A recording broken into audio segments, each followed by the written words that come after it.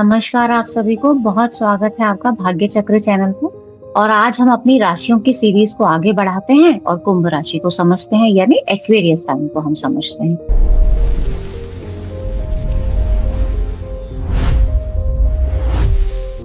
तो सबसे पहले हम एक्वेरियस के बारे में जान लेते हैं। कुंभ राशि के स्वामी होते हैं शनि। कुंभ राशि काल पुरुष में एकादश भाव की राशि होती है।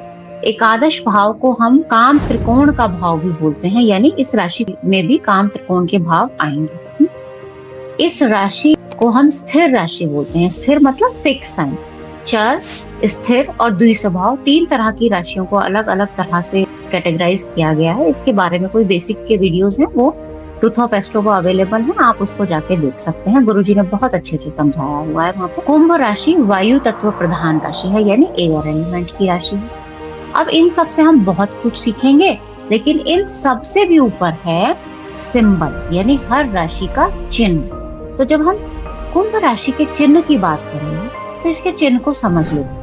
यहाँ पे जो चिन्ह दिखाया गया है उसमें एक मेल पर्सन दिखाया गया है, यानी एक पुरुष दिखाया गया है, जिसके सर पर एक घड़ा रखा हुआ है। अब घड़ा जो है वो थोड़ा सा तिरछा है, उसमें से पानी निकल रहा है। उस इंसान के सारे कपड़े भीगे हुए से दिखाए गए हैं और उसके पैर नहीं दिखाए। आई होप कि आपको सिंबल अच्छे से समझ में आ गया है। कई जगह पर इस घड़े को कंधे पे रखा हुआ दिखाया गया है, तो हम यहाँ सर पे रखे हुए घड़े को ही मानकर अपने प्रेडिक्शंस को आगे बढ़ाएंगे। अब सबसे पहले हम घड़े को समझ लेते हैं, फिर आगे एक एक करके स्टेप बाय स्टेप चलेंगे तो बाकी चीजों को समझ। तो अगर हम घड़े को देखें तो घड़ा कहीं ना कहीं हमारी परंपराओं से जुड़ा हुआ है। घड़ा कहीं ना कहीं सादगी को बताता है। घड़ा जमीन से जुड़ा हुआ, यानी कि क्योंकि मिट्टी से बना हुआ है तो यहाँ पे हम जमीन से जुड़े हुए लोग, यानी कि बहुत ही प्रैक्टिकल लोग हो सकते हैं, ये ऐसा कह सकते हैं। अब प्रैक्टिकलिटी की बात कहाँ से आ जाएगी और हम इसको किस तरह से समझें? तो देखिए, यहाँ पे प्रैक्टिकलिटी एक सादगी से भी आप समझ सकते हैं। ये राशि इच्छा पूर्ति की राशि बोली जाती है। जब भी हम पढ़ते हैं ज्योतिष को, जब बेसिक को पढ़ते हैं तो उसमें हमेशा क्या बताया जाता है कि 11वां भाव जो है वो इच्छा पूर्ति का भाव है। अब काल पुरुष के अकॉर्डिंग देखें तो यहाँ पे 11वीं राशि आ गई, जिस राशि की आज हम बात कर रहे हैं। तो ये राशि भी इच्छा पूर्ति की राशि है। लेकिन इच्छा पूर्ति होने के बाद भी अगर आपके अंदर वही सादगी बरकरार है, उसको ये घड़ा बताता है, यानी घड़ा जो है वो सादगी का प्रतीक है। अब ये सादगी से आप ये समझ सकते हो कि इन लोगों के अंदर ईगो नहीं होती, इन लोगों के अंदर दिखावा नहीं होता है। ये जैसे हैं, ओरिजिनल फॉर्म जैसी इनकी होती है, यानी ओरिजिनली जैसे ये होते हैं, ये वैसे ही रहेंगे। इसके बहुत सारे एग्जाम्पल्स आए दिन हमारे घर में भी हो सकते हैं। जैसे आपने बहुत से लोगों को देखा होगा कि उनको जरा सा भी कोई बाहर से आवाज लगाए तो वो फटाफट तैयार होके जाएंगे, एकदम टिप टॉप होके। बहुत से लोग ऐसे होते हैं, जनरली ऐसे ही चले जाते हैं ना। तो ये लोग शायद ऐसे हो सकते हैं कि ये जनरली बिल्कुल जैसे हैं ऐसे ही आपके सामने प्रदर्शित हो सकते हैं। अब यहाँ पे भी एक ट्विस्ट आएगा। जैसे ही मैंने बोला कि ये लोग जैसे हैं ऐसे ही आ सकते हैं, इसका मतलब ये नहीं है कि ये लोग अपनी सारी बातें आपको बता देंगे। आप इनकी सीक्रेसी को नहीं जान पाओगे, क्योंकि ये राशि गुप्त विद्याओं को, कलाओं को, जैसे 8वीं राशि बताती है, सेम ये भी बताती है। और ये राशि सीक्रेसी की राशि भी होती है। इसको आप खुद से ढूंढो कहाँ से होती है, काल पुरुष के अकॉर्डिंग पता चलेगा। दूसरा मैं बता देती हूँ आपको, एक पॉइंट मैं बता देती हूँ यहाँ पे, कि जब आप इसके घड़े को देखें तो वो घड़ा जो है थोड़ा तिरछा दिखाया गया है, यानी उसमें से पानी बह रहा है, निकल रहा है, पूरी तरह खाली तो नहीं है। पूरी तरह खाली होता तो वो घड़ा उल्टा हो जाता है ना।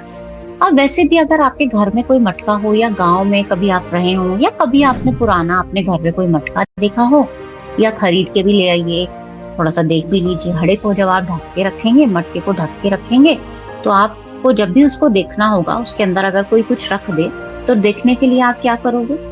उसका ढक्कन हटाओगे तो देखोगे। फिर भी आपको शायद अंदर अंधेरा अंधेरा आपको लगे कि अरे कुछ अच्छे से दिख नहीं रहा, उसमें मान लो कोई छोटी मोटी चीज भी डाल दोगे तो आपको कोई रोशनी की जरूरत होगी उसको देखने के लिए, या आपको उसको पूरी तरह उल्टा करना पड़ेगा।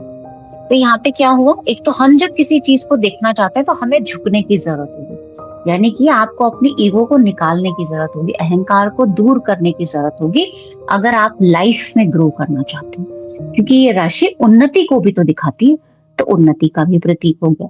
दूसरा, अगर मान लेते हैं मैं इसमें कोई लिक्विड डाल दूं, जैसे पानी इसमें दिखाया गया राशि में पानी है, अब वो घड़े को जब आप पूरा उल्टा भी कर दोगे ना, इसमें तो हाफ उल्टा दिखाया गया, मैं मान लेती हूँ भाई पूरा मैंने घड़ा खाली कर, पूरा भी उसको उल्टा कर दोगे, फिर उसको सीधा करना, पानी सारा बह गया, लेकिन उसकी नमी उसके अंदर बची हुई, नमी बची हुई है। ये दो बातों को बताती है।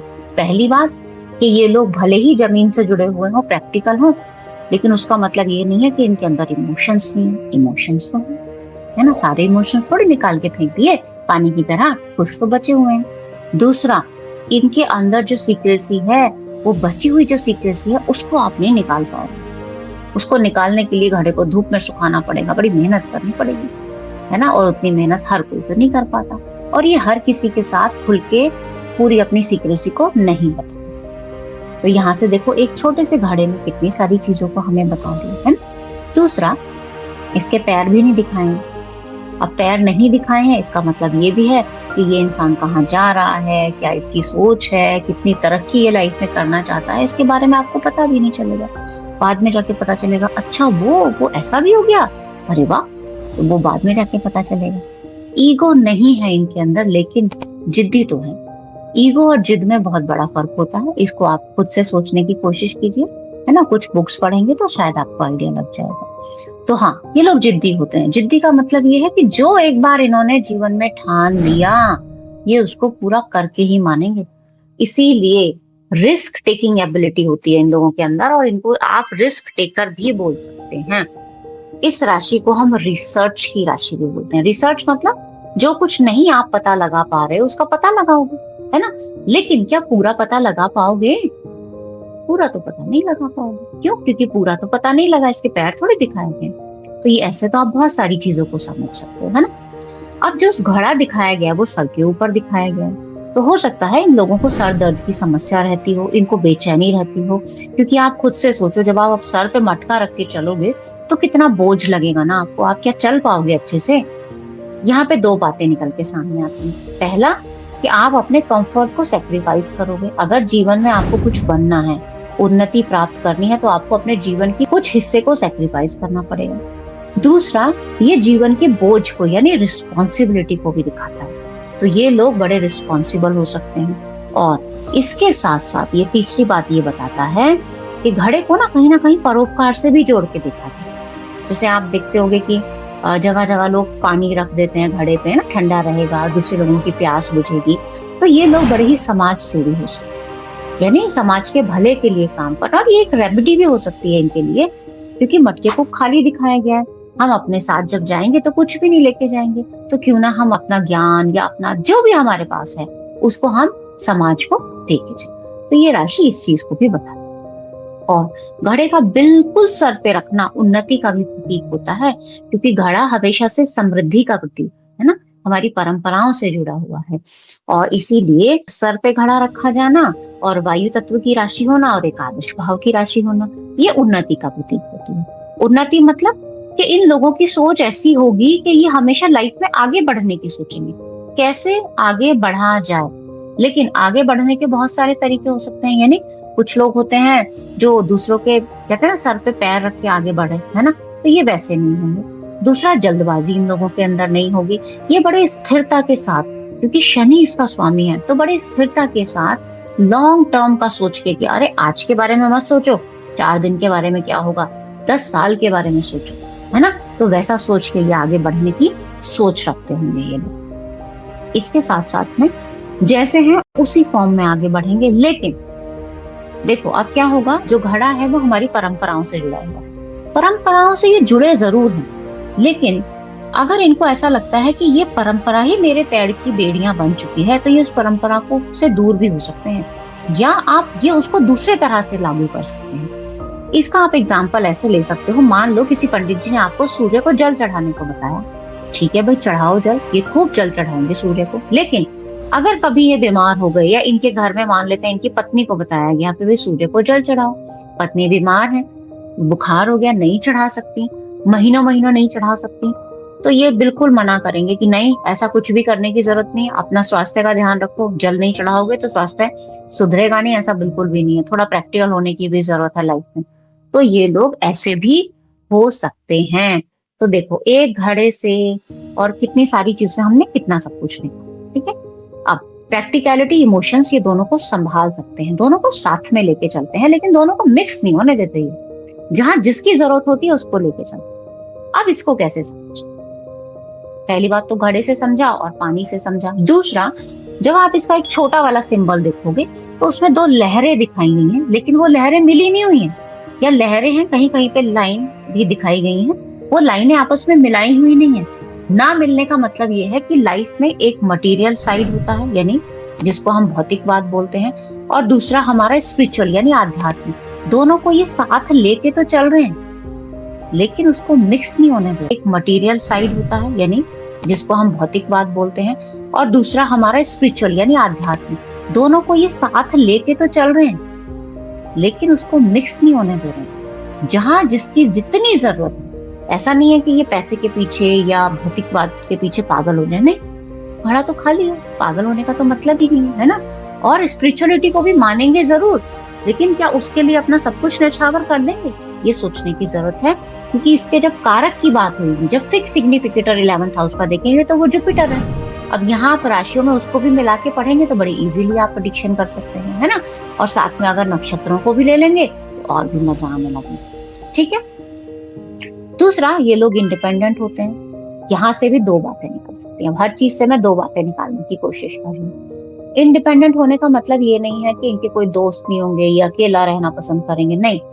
पिक्चर में भले ही अकेला पुरुष दिखाया गया है, लेकिन ये लोग ग्रुप में इन द सेंस आप ये कह सकते हो कि ये अपनी बातों से, अपने व्यवहारों से, विचारों से सामने वाले को बड़ी जल्दी मोहित कर देते हैं, इम्प्रेस कर देते हैं और इनके फ्रेंड्स बन जाते हैं, है ना। लेकिन जैसे ही वो फ्रेंड्स इनके अंदर ज्यादा दखल अंदाजी करने की कोशिश करते हैं, ये एक लाइन, दायरा खींच देने की कोशिश करते हैं। क्यों करते हैं ऐसा? क्योंकि इसका लॉर्ड शनि है ना। दूसरा, ये फिक्स साइन है, मतलब ये अपना एक दायरा खींचने की कोशिश करते हैं। स्वतंत्रता है, बिल्कुल इंडिपेंडेंट काम करना चाहेंगे, लेकिन ये बिल्कुल नहीं चाहेंगे कि मुझे कोई कंट्रोल कर ले।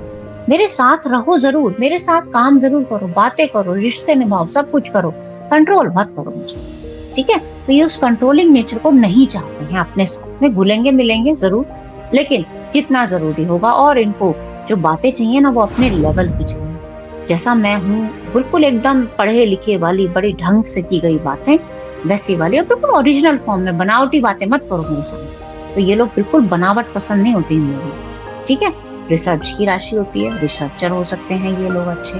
और हाँ, एक चीज की खराब हो सकती है, बल्कि दो मैं कहूंगी। पहली बात तो डिप्रेशन की टेंडेंसी हो सकती है, लेकिन वो तभी होगी जब ये राशि पे एफ्लिक्शन हो जाएगा और चंद्रमा को भी पत्रिका में देखना पड़ेगा। दूसरा, ये लोग थोड़े शकी भी हो जाते हैं। अब इसको आप कई तरह से समझ सकते हैं। अष्टम की चतुर्थ होती है, यानी 8वें भाव से चतुर्थ राशि होती है, तो गुप्त विद्याओं का सुख, तो यहाँ से भी ये शक का दायरे में आ सकते हैं। दूसरा, शनि इसका स्वामी है, तो उसकी अपने आप में एक टेंडेंसी होती है थोड़ा शक करने की, तो उसको आप यहाँ से भी समझ सकते हो।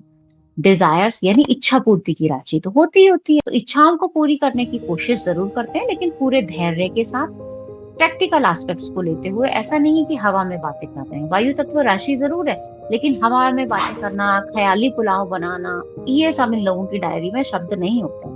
ये लोग प्रैक्टिकलिटी के साथ आगे बढ़ना पसंद करते हैं। जीवन में जो सार्थक उपाय हो वो ही ये लोग करना पसंद। डीप थिंकर आप इनको बोल सकते हो। जरूरत से ज्यादा ये लोग सोच सकते हैं। इवन कोई वायु तत्व, कोई चर राशि, या मैं कहती हूँ कि किसी भी और राशि से ज्यादा, सबसे ज्यादा सोचने वाले ये लोग हो सकते हैं। और कई बार इनका ये जरूरत से ज्यादा सोचना इनकी एंजाइटी का कारण भी बन सकता है, लेकिन उसके लिए हमें बाकी चीजों को भी समझना, ठीक है। रिलेशनशिप में भी ऐसे ही प्रैक्टिकलिटी, ओरिजिनल रहो, दिखावा मत करो, सेक्रीफाइस करो एक दूसरे के लिए, लेकिन जितना जरूरी है। ऐसा नहीं है कि बीमार है तब भी सेक्रीफाइस किए जा रहे हैं, नहीं बाहर से खाना नहीं मंगाएंगे, आप लोगों के लिए यही अच्छा है, हम तो घर पे ही बनाएंगे। नहीं भाई, जरूरी है तो मंगा लो बाहर से खाना, कोई दिक्कत नहीं, ठीक है। अब मिस्टीरियस हो सकते हैं थोड़े से, बिल्कुल होते ही है ना। मिस्ट्री तो इन लोगों के साथ में रहती है और छिपी रहती है। तो कितना सब कुछ हम एक राशि से समझ सकते हैं। और इसके साथ में आप देखिए, जिसका स्वामी शनि हो उसकी लाइफ में चैलेंजेस, पेन, डिलेज, ये सब तो अपने आप ही आ जाएगा। तो सफरिंग इनके साथ में आ सकती है। अपने कंफर्ट लेवल से तो ये बाहर हैं, क्योंकि मटका जब आप सर पे लेके चल रहे हो तो आप कंफर्टेबल तो हो नहीं। मटका जब सर पे दिखाया है तो एक बोझ को भी प्रदर्शित करेगा मटका, यानी आपके ऊपर लाइफ का बोझ है, जिम्मेदारियां बहुत ज्यादा हैं जिसको आप निभा भी रहे हो बखूबी, और आप निभा रहे हो क्योंकि आपने अपने कंफर्ट लेवल को सेक्रीफाइस कर दिया है। तो कहीं ना कहीं ये लोग सेक्रीफाइस करते जरूर हैं, लेकिन जितना जरूरी हो तो हमने सारी चीजों को एक साथ मिला के एक लाइन का प्रेडिक्शन देना होता है। ऐसा ही नहीं कि हम कुछ भी प्रेडिक्शन दें। दूसरा, अब आप ऐसे भी समझ सकते हो कि काल पुरुष में या एकादश भाव को वैसे भी हम लग्न पत्रिका में त्रिषडाय भी बोलते हैं, तीसरा, छठा और 11वां। त्रिषडाय मत इसमें 11वें स्थान को इसके लिया गया क्योंकि इच्छा पूर्ति का स्थान है, और जरूरत से ज्यादा इच्छाओं का बढ़ना कई बार हमारे लिए परेशानी का कारण बन जाता है। तो यहाँ पे मैं आप लोगों से एक प्रश्न करूंगी, उसका जवाब जिसको भी अच्छा लगे वो आप दे सकते हो। प्रश्न मेरा ये है कि ये राशि आपकी परेशानियों का कारण भी है और आपकी परेशानियों का उपाय भी, पर ये जो मैंने बताया ना इच्छा पूर्ति वाली लाइन, इसको उसमें इंक्लूड मत कीजिए, ठीक है। ये तो मैंने अपनी तरफ से आपको एक उपाय बता दिया कि भाई इच्छा ही हमारे सबसे बड़ी परेशानियों का कारण बन सकती है, और इच्छाओं पर काबू पा लिया जाए तो वो सबसे बड़ी रेमेडी बन सकती है। लेकिन इसको छोड़ दीजिए और सिर्फ इसी तरह 2 लाइन का मुझे जवाब दीजिएगा, जो वर्तमान समय को ध्यान में रखते हुए, वर्तमान जो युवा हैं उनको ध्यान में रखते हुए या आगे आने वाली पीढ़ी को ध्यान में रखते हुए जवाब दीजिएगा। जवाब में कारण और उपाय दोनों होगा, यानी परेशानी का कारण भी उसी लाइन में हो और उपाय भी उसी लाइन में। मैंने आपको यहाँ एक तरीका बताया, दूसरा तरीका आप इसके लॉर्ड से ढूंढो, इसके काम त्रिकोण से ढूंढो, वायु तत्व राशि से ढूंढो, कैसे भी ढूंढो वो आपकी इच्छा। अब ये तो आप उपाय अपनी तरफ से दोगे, रिलेशनशिप मैंने आपको बता दिया, जनरल क्वालिटीज मैंने आपको बता दी, इसके साथ में आप करियर में भी इसको लगा सकते हो। ऐसे भाई मान लेते हैं हम इन लोगों के कार्य क्षेत्र की अगर बात करें तो आप इससे बहुत सारी चीजें निकाल सकते हो। पहली बात तो ये काम को पूरी डेडिकेशन के साथ करेंगे, पूरे डिसिप्लिन के साथ करेंगे, 10 लोगों को साथ में लेके करेंगे। भाई मेरी उन्नति तो हो रही है, साथ में बाकी लोगों की भी उन्नति क्यों ना हो जाए। लेकिन काम में जो सीक्रेसी है उसको कभी बताना नहीं चाहिए। काम के लिए मेहनत करेंगे लेकिन किसी भी मौके को हाथ से जाने नहीं देंगे। मेहनत करने का मतलब ये नहीं है कि आप एक चीज के पीछे लग गए तो उसी चीज के लिए लगे हुए, नहीं। आंख नाक कान चारों तरफ खुले हुए हैं, इनको पता है कि कहाँ से क्या अपॉर्चुनिटी आ रही है, कब क्या जरूरी है, तो ये उसका भी फायदा उठाएंगे। और बोलने में तो इतने माहिर होते हैं कि ये लोग अपनी बातों में ही आपको घुमा देंगे, ठीक है। तो ये सब कुछ इनके वर्क फील्ड को, इनकी उन्नति के लिए बहुत ज्यादा जरूरी है, जो आपको इन लोगों के अंदर मिलेगा ही मिलेगा। तो इस तरह से भी आप इन चीजों को समझ सकते हो। हाँ, हम ये जरूर कह सकते हैं कि ये इनको अपने विचारों को बैलेंस करने के लिए, यानी जो भी इनके मन में विचार आते होंगे उसको बैलेंस करने के लिए इनको एफर्ट्स बहुत ज्यादा लगा। बहुत सारे ऐसे पॉइंट्स हैं जो आपको खुद से ढूंढने पड़ेंगे कि मैंने ऐसा क्यों बोला, क्योंकि मैं चाहती हूँ कि मैं तो यहाँ पे आपको बता ही रही हूँ, लेकिन ऐसे 10 पन्ने आप इस राशि के ऊपर लिख सकते हो। तो उन 10 पन्नों को खुद से तैयार करने की कोशिश, क्योंकि मैंने बहुत छोटा छोटा बताया है राशियों के विषय में। मैं चाहूँ तो पूरी पूरी किताब वैसे मेरे मन में तो है कि मैं बुक तो जरूर लिखूं इन सारी राशियों के ऊपर। तो कोशिश रहेगी, अगर आप चाहते हैं कि मैं ऐसा करूं, लिखूं, तो आप कमेंट में जरूर बताइएगा, चाहे 1 साल लगे 2 साल लगे, कोशिश मेरी रहेगी।